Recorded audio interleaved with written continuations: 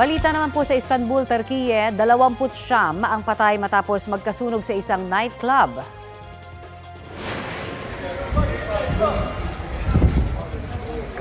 Sa report ng local media roon, nasunog ang ilang fiber material sa pagsabog na nangyari habang may ginagawang renovation. Isa lamang din umano ang labasan o exit sa nightclub. 8 ang na-detain habang nagpapatuloy ang investigasyon sa sanhi ng apoy. Kapuso, para sa mga maiinit na balita, mag-subscribe sa GMA Integrated News sa YouTube. Sa mga kapuso naman abroad, subaybayan nyo kami sa GMA Pinoy TV at sa www.gmanews.tv.